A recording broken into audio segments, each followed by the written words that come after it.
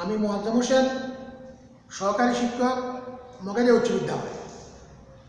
আমি আজকে নবম দশম শ্রেণীর একটি বাংলা ক্লাস করব।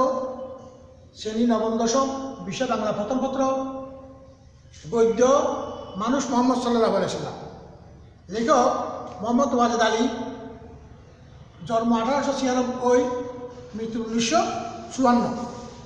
মোহাম্মদ ওয়াজেদ আলী 1896 খ্রিস্টাব্দে সাতক্ষীরা জেলার বাঁশদহে জন্মগ্রহণ করেন। তিনি কলকাতা বঙ্গবাসী কলেজে ছাত্র থাকাকালীন অসহযোগ আন্দোলনে যোগদান করেন এবং সেখানে তার শিক্ষা জীবনের সমাপ্তি ঘটে। তিনি সাংবাদিকতাকে পেশা হিসাবে গ্রহণ করেন। দৈনিক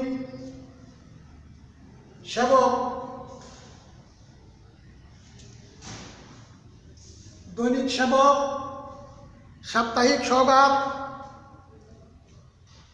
মাসিক মোহাম্মদী ইত্যাদি পত্রিকার সঙ্গে তিনি সম্পৃক্ত ছিলেন। তার উল্লেখযোগ্য কাব্যগ্রন্থ হল মহামানুষ মহসিন, মরুভাস্কর, ছোটদের হযরত মুহাম্মদ। তিনি অনেক লিখেছেন। পরবর্তীতে স্বাস্থ্যগত কারণে তিনি কলকাতা ছেড়ে 1935 সালে বাঁশদহে ফিরে আসেন এবং 1954 সালে শেষ নিঃশ্বাস ত্যাগ করেন। কবিতা, গদ্য ইত্যাদি লেখার বেলায় বা পড়ার বেলায় আমরা জন্মসাল এবং মৃত্যুসাল এই দুটাই উল্লেখযোগ্য। আর 1935 সালে তিনি কলকাতা ছেড়ে বাঁশদহে ফিরে আসেন স্বাস্থ্যগত কারণে। তাহলে আমাদের লেখক পরিচিতি শেষ। এরপর হযরত মুহাম্মদ সাল্লাল্লাহু আলাইহি ওয়াসাল্লাম সম্বন্ধে হযরতের মৃত্যুর কথা প্রচারিত হইলে মদিনায় যেন আদার ভরাই না আসিল। কেউ বা পাগলের মতো কাণ্ড শুরু করে দিল, কেউ বা চারিদিকে ছুটাছুটি করতে লাগলো, কেউ দূর চাপ দিতে লাগলো, কেউ মানতে রাজি নয় হযরতের মৃত্যু হইয়াছে। তার ফিরার খবর শুনতে সবাই সমবেত হয়েছিল। সেই সমবেত স্থানে যখন মৃত্যুর কথা প্রচারিত হইল, কেউ সেটা মানতে রাজি নয়। সবাই চারিদিকে বিক্ষিপ্তভাবে ছুটাছুটি করল। হযরত ওমর উলঙ্গ তরবারি হাতে লইয়া লাফাইয়া উঠিলেন। তিনি বলিলেন, যে বলিবে হযরত মারা গিয়াছে তাহার মাথা যাইবে। সবাই বিক্ষিপ্তভাবে ছুটাছুটি করতে লাগলো। উম্মাদের মতো হয়ে গেল হযরত ওমর।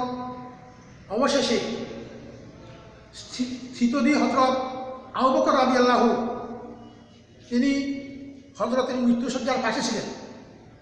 তিনি জনতার মধ্যে উঠে দাঁড়াইলেন। তিনি বললেন, দেখো হযরত আমাদের মতো একজন মানুষ, তবে তিনি হাসুর, তিনি মরতে পারেন, এটা গ্রহণযোগ্য। তিনি মারা গিয়েছেন এই কথা সবাইকে তিনি মূর্ছিত জনগণকে তিনি সেটা বুঝাইলেন। কোরআনের বাণী,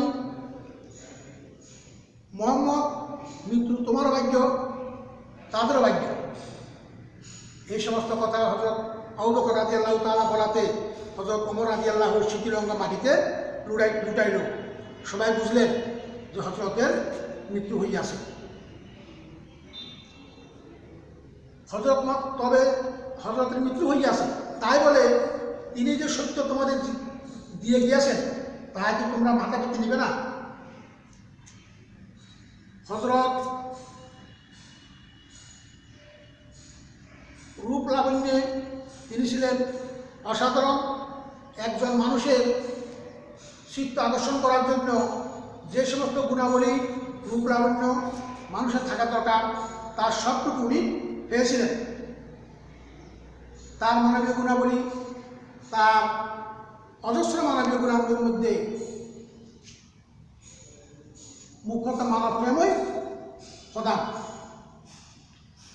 তিনি তায়েফে সত্য প্রচার করতে গিয়ে ভীষণ পরীক্ষার সম্মুখীন হয়েছিলেন। তায়েফবাসীরা কিছুতে সত্য গ্রহণ করেছিল না। তারা তাকে মারতে মারতে মাটিতে লুটিয়ে দিলেন। তারপর তিনি তাকে উঠিয়ে দিলেন। আবার যখন পথ চলা শুরু করলেন, আবার দ্বিগুণ তেজে পাথর বৃষ্টি নিক্ষেপ করলেন। রক্তের ধারা তার পাদুকায় জমা হয়েছিল, তথাপিও অত্যাচারীদের বিরুদ্ধে তার কোনো ক্ষোভ ছিল না। এত অত্যাচারে অত্যাচারিত হয়েও তিনি সৃষ্টিকর্তার নিকট প্রার্থনা করেছিলেন, হে প্রভু, এদের জ্ঞান দাও, এদের ক্ষমা করো। তায়েফবাসী বুঝতে পারতেছে না, এই জন্য আমাকে অত্যাচার করতেছে, আমাকে মারতেছে। যারা এখন বুঝতেছে না, তাদের অনাগত ভবিষ্যৎ বংশধররা হয়তো বুঝবে। তাদেরকে যদি আমি অভিশাপ দিয়ে শেষ করে দিই, তাহলে তাদের বংশধর থেকে আসবে, তাদের বংশধররা কেউ ইসলাম ধর্ম গ্রহণ করবে। হে প্রভু, এদের জ্ঞান দাও, অত্যাচারীদের ক্ষমা করো। এইভাবে তিনি ক্ষমা করেছিলেন। ক্ষমাই ছিল তার চরিত্রের প্রধান গুণ। তারপর শ্রদ্ধাচরণ স্থিতধী। স্থিতধী শব্দের অর্থ স্থির বুদ্ধি সম্পন্ন। হযরত আবু বকর রাদিয়াল্লাহু তাআলা আনহু ছিলেন স্থির বুদ্ধি সম্পন্ন। রাহি অর্থ প্রতীক বা মুসাফির। মুহাম্মদ আবু বকর ইসলামের প্রথম খলিফা এবং ইসলাম ধর্ম গ্রহণকারীদের মধ্যে প্রথম পুরুষ ব্যক্তি। হজরতের সফরকালীন হিজরতকালীন সফর সঙ্গী। তিনি হজরতের সঙ্গে ছিলেন। বীরবাহু ওমর ইসলামের দ্বিতীয় খলিফা হজরত ওমর রাদিয়াল্লাহু ছিলেন একজন তেজস্বী বীরযোদ্ধা। তিনি তরুণ কুরাইশ বংশধর বীর। তিনি যখন হজরতকে একবার মারতে যাইতেছিলেন, উত্তেজিত হয়ে শুনলেন তার বোন এবং ভগ্নিপতি ইসলাম ধর্ম গ্রহণ করেছে, তখন তিনি তার বোনের কাছে গিয়ে যখন কোরআনের আয়াত শুনতে পেলেন, তখন তিনি ইসলাম ধর্ম গ্রহণ করলেন। মক্কা সৌদি আরবের অবস্থিত প্রধান নগরী। এখানে হযরতের জন্ম। কাবা শরীফ মক্কায় অবস্থিত। মদিনা সৌদি আরবের অবস্থিত ইসলাম ধর্মের দ্বিতীয় প্রধান নগরী। এখানে হযরত মুহাম্মদ সাল্লাল্লাহু আলাইহি ওয়াসাল্লাম এবং হযরত আবু বকর রাদিয়াল্লাহু তাআলা আনহু মাজার অবস্থিত।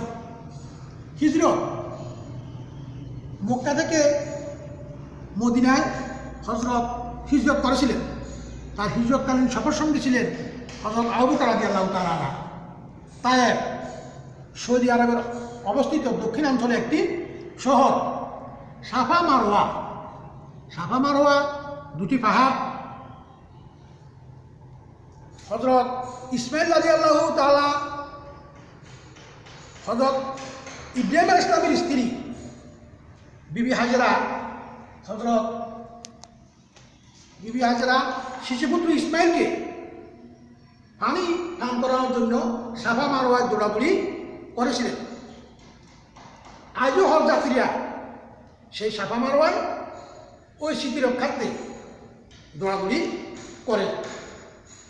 আয়েশা রাদিয়াল্লাহু তাআলা আনহা হযরতের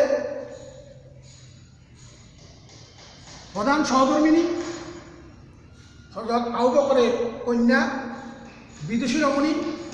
হযরতের ইন্তেকালের পর তিনি বহু হাদিস উদ্ধৃত করেছিলেন। হযরত মুহাম্মদ সাল্লাল্লাহু আলাইহি ওয়াসাল্লাম প্রবন্ধটি মূলত হযরতের মানবীয় গুণাবলী, বিভিন্ন গুণাবলী মানুষের কাছে তুলে ধরার জন্য, আমাদের কাছে তুলে ধরার জন্য হযরত মুহাম্মদ সাল্লাল্লাহু আলাইহি ওয়াসাল্লাম প্রবন্ধটি মোহাম্মদ ওয়াজেদ আলী তুলে ধরেছেন। মানুষের মধ্যে যতটুকু গুণ থাকা দরকার ততটুকু গুণ হযরত মুহাম্মদের ছিল। এটাই হযরত মুহাম্মদ সাল্লাল্লাহু আলাইহি ওয়াসাল্লামের প্রবন্ধে আলোচ্য বিষয়, মূল কথা এটা। আমরা এখান থেকে সৃজনশীল প্রশ্ন করতে পারি, যেমন হযরত নূহ আলাইহিস সালাম ধর্ম ন্যায়ের পথে চলার জন্য সকলের প্রতি আহ্বান জানান। এতে মাত্র 40 জন মানুষ সাড়া দেন, বাকিরা সবাই তার বিরোধিতা শুরু করে নানা অত্যাচারে তাকে অতিষ্ঠ করে তোলেন। অত্যাচারের মাত্রা বেড়ে গেলে তিনি আর তা সহ্য করতে পারলেন না। তখন তিনি আল্লাহর দরবারে ফরিয়াদ করলেন, হে আল্লাহ, আমার কথা তারা শুনতেছে না, তুমি তাদেরকে বিচার করো। তখন হযরত মুহাম্মদ সাল্লাল্লাহু আলাইহি ওয়াসাল্লাম আল্লাহ তাআলা এক মহা প্রলয় বন্যা দিলেন। ওই বন্যায় ওই 40 জন ছাড়া বাকি সবাই ধ্বংস হয়ে গেল। এর থেকে সৃজনশীল প্রশ্ন করা যায় উদ্দীপক থেকে, হযরত মুহাম্মদ সাল্লাল্লাহু আলাইহি ওয়াসাল্লাম কোন বংশে জন্মগ্রহণ করেন? খ, সুমহান প্রতিশোধ বলতে কি বোঝায়? গ, হযরত নূহ আলাইহিস সালাম যে দিক থেকে হযরত মুহাম্মদ সাল্লাল্লাহু আলাইহি ওয়াসাল্লাম থেকে ভিন্ন তা ব্যাখ্যা করো। ঘ, হযরত নূহ আলাইহিস সালাম এর চরিত্রে কী ধরনের পরিবর্তন আনলে হযরত মুহাম্মদ সাল্লাল্লাহু আলাইহি ওয়াসাল্লাম এর একটি বিশেষ গুণ তার মধ্যে ফুটে উঠত? তোমার উত্তরের সপক্ষে যুক্তি দাও। এরকম সৃজনশীল প্রশ্ন করা যায়, আরও সৃজনশীল প্রশ্ন বিভিন্ন প্রকার করা যায়। আমরা আজকে মানুষ মুহাম্মদ সাল্লাল্লাহু আলাইহি ওয়াসাল্লাম প্রবন্ধে এখানে শেষ করলাম। আগামী দিন আরেকটি ক্লাস নিয়ে আসবো। তোমরা সবাই ভালো থাকো। খুদা হাফেজ। মগাদি উচ্চ বিদ্যালয় জিন্দাবাদ।